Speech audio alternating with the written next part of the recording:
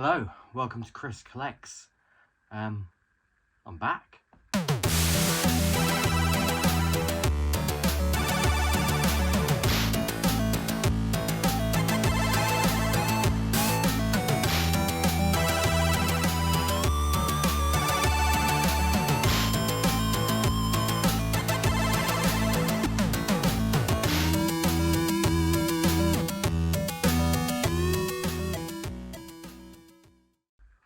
Okay, so I haven't actually made a video on this channel for about a year. It's been quite a while. I've sort of just haven't posted anything that I've bought, and there's a varying degree of factors as to why I've been so absent from this channel. The big one really is my main channel. My main channel where I do my Doctor Who fan series. That is like such a big undertaking that it takes up the majority of my time. So I haven't really had the time to do anything with this channel, but I do want to keep this channel alive. So I thought what I would do at the start of a brand new year is give you a sort of overview of kind of what I'm planning, as well as a bit of a massive collection update. I've tried to pull out everything that I don't think I've shown on this channel before. I've probably definitely missed stuff, but yeah. So update wise, I'm probably not going to do as regular videos on this channel as I originally did back when I started it. I mean, I started it in lockdown, so I had a lot of free time in order to do that. Whereas now, you know, I work full-time. I mean, I always have worked full-time, but I'm now actually, you know, not at home for extended periods of time. So it's a little bit hard to keep planning as frequent videos. So I'm probably going to just make videos as and when I can for this channel. It's a bit like how I run both my podcasts. You know, it's just sort of when we have the time, when we're free to do it. And that's going to be the same thing for this channel, so that it's a little less, so it feels for me less like a chore to make videos. I want it to feel like when I make a video, I'm making it because I want to make it, like this one. So there's going to be no set time frame as to when and where, well, where on YouTube obviously, but as to when these videos will come out. So that's kind of like the big thing. The other thing as well is, it's called Chris Collects. I am just going to show everything that I collect, or things that are gifted to me that are nerdy. And I'm going to try and show as much as possible. I think the other thing that kind of took away a lot of my desire as well to make videos is that I've not been buying much in store in recent years. I've been buying a lot online, and every time I go into a CEX, I feel like anything I'm interested in is either in terrible condition, or if it's like a Blu-ray, there's no slipcover when I know it comes with a slipcover. So it's a little bit hard. Or like today, I went to CEX and they had Titanic on 4K with a slipcover. Looked at the price, £28. Well, it's £24.99 brand new. So I'm not going to pay £28 for something that I can pay less for brand new. That just seemed insane to me. I don't know how CEX pricing works, but sometimes it just seems ridiculous. So I've got loads of stuff laid out on my bed that I'm going to kind of go through bit by bit and kind of do a little bit of talking around them. All of this stuff, most of it is sort of the past year. Some of it might have been the year before that. I think the last time I uploaded something for this channel was 2021. Like kind of towards the end of 2021, or maybe the start of 2022. But I know I haven't uploaded anything for a while. So apologies if I show you anything that you have seen on this channel. But it is quite hard to remember what I have and haven't shown. I did look at my last collection update video to kind of give myself an idea. I think I've sussed it out, but we'll see. I'm going to start with something a little bit different. I don't think I've shown this before, but Doctor Who magazine. I used to religiously buy Doctor Who magazine when I was younger, and then I stopped. And then because it was the 60th anniversary of Doctor Who last year, I bought every single issue of Doctor Who magazine throughout the year. And this is kind of the first one for 2024. I would show you them all, but like they're all in one of my cupboards. But I do plan on possibly subscribing to it, because I now just want to start buying Doctor Who magazine again. I'm really liking a lot of what Russell has done with the show this time around. In particular, more the stuff with Ncuti Gatwa. I really loved that Christmas special. I know it was quite hit and miss for a lot of people, but I actually like that more than the 60th anniversary specials. I just really like Ncuti Gatwa and Millie Gibson together. I think they're going to be a really, really great pairing, and I can't wait to see season 1. So that's Doctor Who magazine. Sticking on Doctor Who theme, these came recently. They are the Target novelizations of the 60th anniversary specials. So we've got The Star Beast, we've got Wild Blue Yonder, and we've got The Giggle. I was always going to get these because I just, first of all, love the cover art on them. I think the cover art is amazing. And also, what they do really well with the Target novelizations is they add in deleted scenes, they add in stuff that was cut from scripts, so it gives you a little bit more context as to things that happened. And some of the 60th specials, I think, need that. I think they would benefit more from a little bit of context, especially the Star Beast. I think the Star Beast is a lot of fun, but it kind of puts its foot on the accelerate and doesn't really stop. And there are a few things that I think would have benefited from a little bit of further explanation that this goes into. And actually, I read the first chapter and I was like, oh wow, I wish that was actually how it started. I can see why it didn't start like that, because, you know, this would need to be a longer episode rather than just 1 hour. But I think they all should have been longer episodes anyway. They're specials. I think they should have made them really all hour and a half. And we could have got a lot more out of them. The only one that I think really worked in its time frame was Wild Blue Yonder. So there's the Target novelizations. We'll go away from Doctor Who for a bit. We'll come back to it in a moment. Let's look at some things that I got kind of as presents, shall we? Starting with this. So it was my birthday in December, and my good friend Kenny, who some of you will know from other work that we do together on YouTube, got me the Bank Robber Joker from the McFarlane DC Multiverse line of figures. The Dark Knight's my favourite film of all time. Heath Ledger's one of my favourite actors of all time. And the Joker is probably my favourite villain of all time. So this was just a really nice thing to get. I haven't opened it yet. I don't know if I will. I don't really collect figures as much anymore because I collect Lego. But still, very cool to have. And I wouldn't mind getting like the kind of normal, the regular version of Heath Ledger's Joker in this line as well. So that was cool. Then one of my other good friends works at Lego, actually, and got me some really cool things.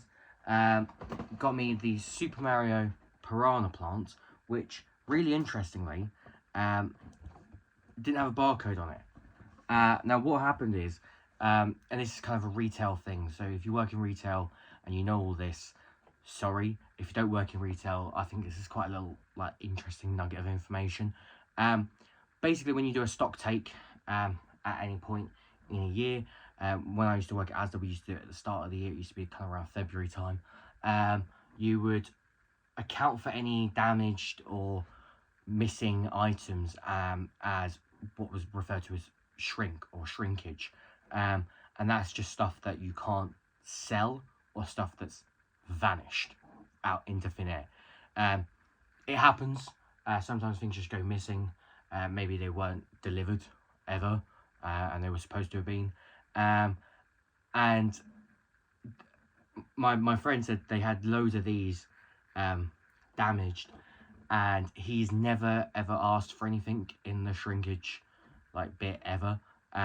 So he asked if he could have one of these, and they didn't give him one of the damaged ones. They took a brand new one, cut the barcode off it, and then said, there you go. So it was a completely brand new set that he just got for nothing, and then gave it to me for Christmas. It wasn't my main present, this was the extra thing, but it was very cool to get that. It sounds hollow because I have actually built it. Very fun to build, actually. I've never really built anything like this before, so that was a really fun thing to have. He also got me the Wintertime Carriage Ride promo set, which I haven't built, and I'm going to save till Christmas this year, because I have my kind of Christmas Lego that I like to bring out and put on display in my Lego City. So that will be the new edition for 2024. But the main thing that he got me for Christmas was this, which is the Aunty Donna Always Room for Christmas Pud kind of illustrated book, which is really, really cool.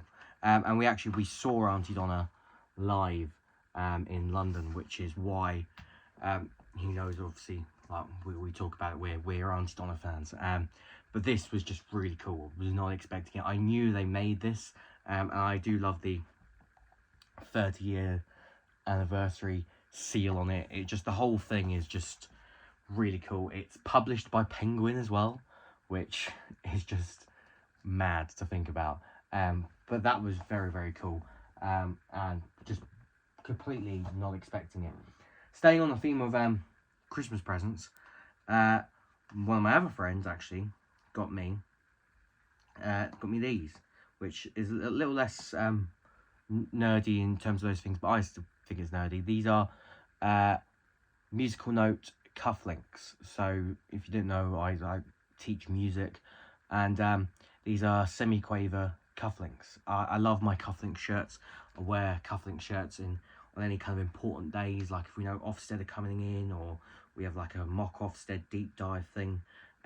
Those are the times where I wear cufflink shirts. Parents' evenings as well. So it's cool to add to the cufflink collection. We'll take a little break from presents and go back to some things that I've just bought over the year. Starting with the two big release games that I got. I got these when they came out. They were pre-orders. They were the two games in 2023 that I was like, I have to play them. The first being Jedi Survivor. I actually got the deluxe edition of Jedi Survivor. Really, really great sequel. Really lived up to my expectations for it. Can't wait to see what they do in a third one. And of course, Spider-Man 2, another really hyped sequel. And again, loved it. Played for it twice. I'm now just waiting for the New Game Plus before I replay it again, because I don't really feel like leveling myself up every time I replay it. But again, can't wait to see what they do next with this. I know there was the big Insomniac leak recently. I'm not really going to dive into that. I know kind of roughly the plan, release games, and it was all quite exciting. But I think it just sucks that someone stole all that information for monetary gain. So not really going to dive into that now. But great game. And it was really great to get that finally and play it. Love the Insomniac Spider-Man games. I love Insomniac as a company, actually. I've never really played the Ratchet and Clank games, but I played the Rift Apart, the newer one, on PS5, and that was really, really good.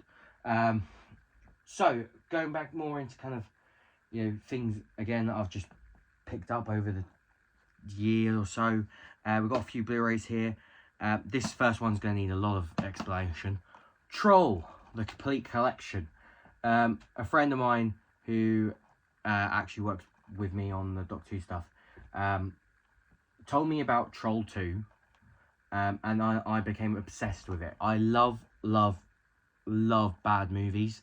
I don't know why. I love having a bad movie night.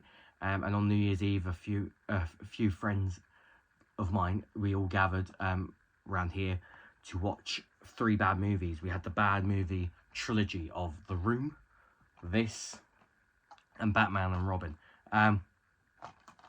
Yeah, I've never actually watched the first film, but I've seen the second film twice now. And it's a Blu-ray that I'm never going to sell for the sheer factor of everyone that I will watch Troll 2 with, they have some sort of device that can play a Blu-ray. So I'm going to treasure this forever. I think it was like 13 quid when I got it. But that's Troll the complete collection. This is quite a recent pickup. I got the 101 release of Following, which is Christopher Nolan's first film. I'm a big Christopher Nolan fan, so I had to pick that up.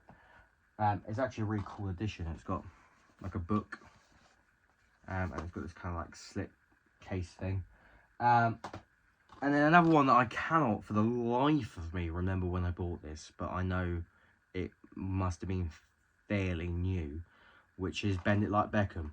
And I don't know why I bought it. I know I used to like it when I was younger, but I've not seen it for years. Maybe I need to give it a watch again. Maybe that's why I bought it. Maybe I was supposed to give it a watch again and I've just not watched it. So that's the story of Bend It Like Beckham. A few more Blu-rays that I've been picking up. This is another recent one. Barbie on 4K. I really enjoyed Barbie. I don't think it's as amazing as some people say it is. But it is still a lot of fun. It's the new kind of slim case. I haven't actually opened it yet. I bought it in the second week of my Christmas holiday with the intention of watching it and didn't watch it. So there you go. There was something else like that and I don't know where it is. So we'll just carry on. We'll just roll with it. A few Scream films that are very recent. This one may have been in a previous video, I can't remember. Scream 2 got a 4K release. And then they did Scream 3 as well. And obviously when Scream 6 came out, that had a 4K release as well. So we're just waiting for Scream 4 now to get a 4K release. And then they'll all be on 4K, which is really cool. This was a Christmas present from my brother. He got me The Flash on 4K. I know a lot of people didn't like this movie. I quite enjoyed it. It was just cool to see Michael Keaton back in action, and there was some cool moments. And it wasn't entirely boring, which I think is probably the best kind of positive I can give it. And I do kind of love that it ends with it being in the Batman and Robin universe. That I'll always love that. And he also got me Les Mis on 4K. I do have the Blu-ray of this.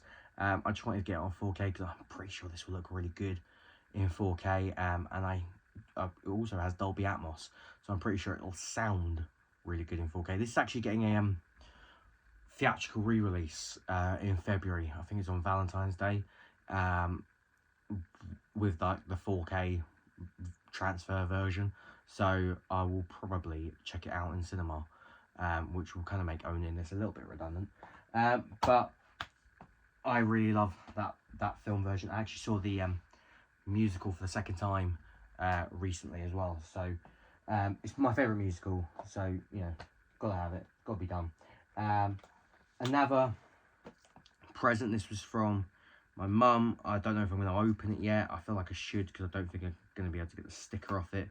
But also, I should really get it for the standard case collection on the shelf.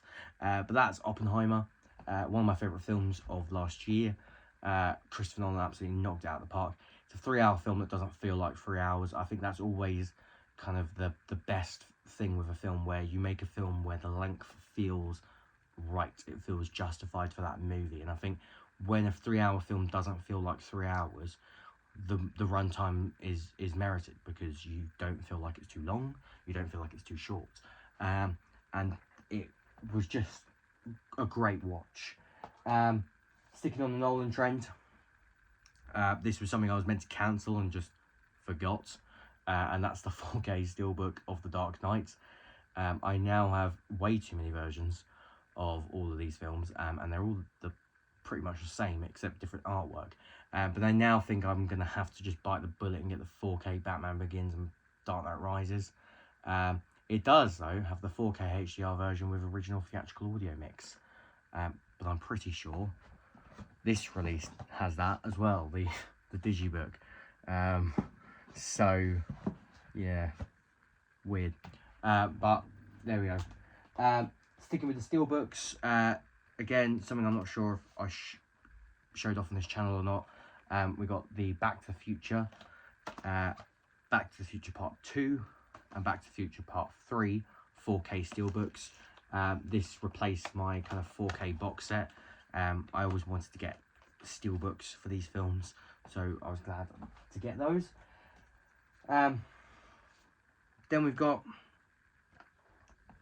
another 4K Steelbook, Thor Love and Thunder. I kind of slowed down on buying the Marvel Steelbooks. There's a few that I'm missing, like Ant-Man, Black Panther, Wakanda Forever, drawing a blank, Guardians of the Galaxy 3, but they've not been selling out, which is kind of made me not buy them. I think I know why they're not selling out. These go up and they're like $32.99 now. It's a lot of money for a film in a metal case. Also, I didn't really like Thor Love and Thunder, so it just feels weird having it. But there's that. I'm not even entirely sure if I showed this. Bullet Train on 4K. Really love that film. If I did show it already, sorry, but there it is. Right, let's go over here, and we'll do these Steelbooks as well. Just gonna do quick fire now because this video is gonna be massively long otherwise. Reservoir Dogs looks great in 4K. Pulp Fiction, haven't watched it in 4K yet. The Indiana Jones Steelbooks, we've got Raiders of the Lost Ark, Temple of Doom, The Last Crusade, and Kingdom of the Crystal Skull. I much prefer the artwork on these Steelbooks. I just love like the original poster design. This was really exciting for me. I've never got a box set like this, even though I only really like 1 out of 3 films. But that is the Halloween trilogy box set. This is the Blumhouse trilogy, so it contains Halloween, and then you've got Halloween Kills, and last but not least, or actually definitely least because this is my least favourite, Halloween Ends. And when you put them together, it makes this nice kind of image of Michael Myers and Laurie Strode looking at each other. And it comes in this really nice metal case. I now have these 3 and then a Blu-ray Steelbook for the original Halloween in my collection. I would like to get a 4K Steelbook for Halloween, but to get one now it's quite pricey, so I'm hoping that at some point they just do another one. Moving to this, House of the Dragon Season 1 4K Steelbook. Really loved House of the Dragon, and looking forward to seeing the next season, which I believe comes out this year. Now, I kind of saved the Doctor Who stuff for last, so we'll just really quickly show off my most recent buy, which is F1 23. I kind of go on and off the F1 games. I'm not a massive Formula 1 fan, but I quite enjoy the games, and I had F1 21 and I really liked that it had the Boiling Points kind of story mode thing. I played F1 22 and it was like the only thing I could really do is the career mode, which I do like, but I kind of like the little story bit. I had no idea that this had Boiling Point 2. So when I saw that, I was like, oh, amazing. $35.99 in Argos. So I thought, yeah, why not? I'll give that a go. So now we're just down to all the Doctor Who stuff. And like I said, I've probably missed loads of stuff that I've acquired recently. I can see over to the right here, and I'm just going to really quickly grab it.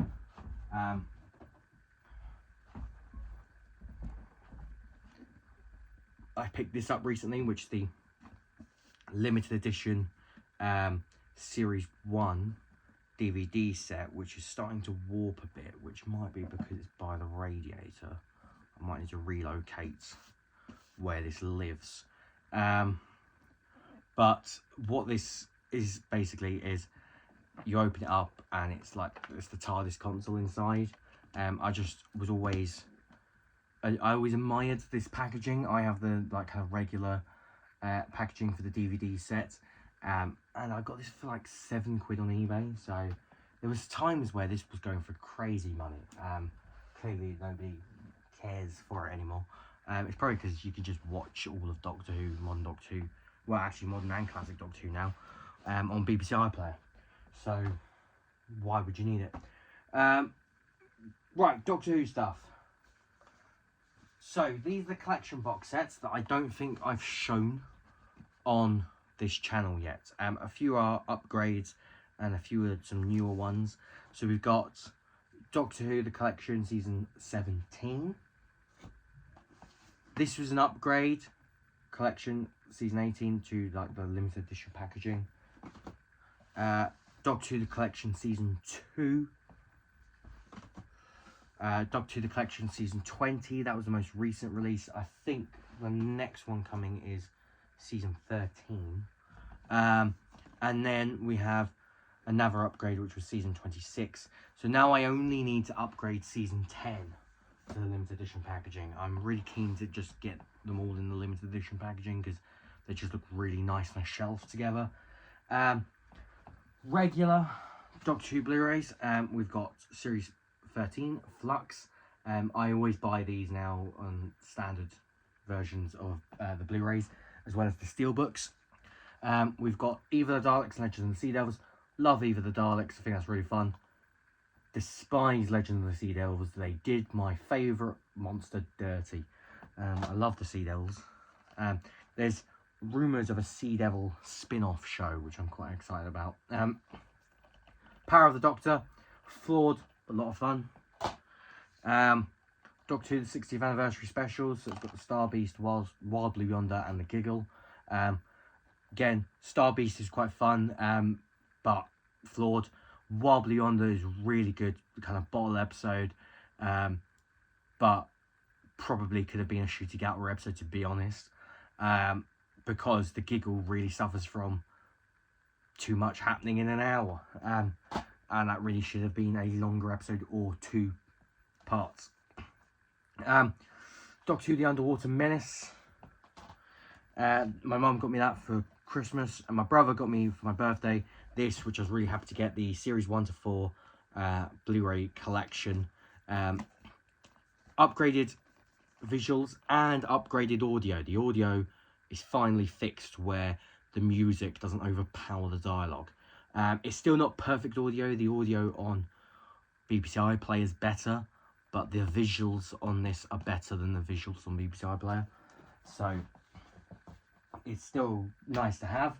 And then last but not least, for this video anyway, we've got Doctor Who, the Series 13 Specials Steelbook. So that comes with Eva the Daleks, Legend of the Sea Devils, and Power of the Doctor. Might be quite hard to see, it's got Jodie Whittaker in the front. And the most recent Steelbook, which is the Doctor Who 60th Anniversary Specials Steelbook, which comes with Star Beast, Wild Blue Yonder, and the Giggle. So that about wraps up everything that I think I've got to show. Again, don't know when the next video is going to be. I'm going to upload these as and when I feel like there's stuff to show off and talk about. But also let me know, what would you like me to see me do in these videos? Maybe I'll turn it into a bit more of a vlog. Maybe I'll do some more film reviews. Anything's possible. But thanks for watching this video, and if you have missed me doing this, please let me know, because it's hard to get inspiration to make videos when you have so much going on in life. But I really appreciate you watching this video. I hope you enjoyed it, and I'll see you soon.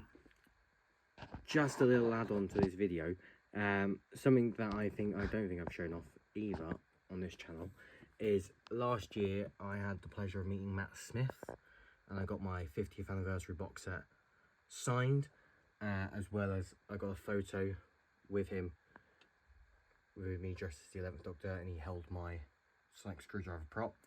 And then on eBay I also picked up this authenticated Peter Capaldi signed 12th Doctor figure. I'm kind of on a mission to get all the modern Doctors autographs. I have David Tennant's on a play that's non-Doctor Who related, so I'll have to get Doctor Who related signatures down the road. I did also get Colin Baker's autograph, but the DVD is behind a Lego set, so it's a bit awkward to grab. But let me know if you want to see that. And yeah, I've also been doing a lot of cosplaying, so that's something I could bring onto the channel.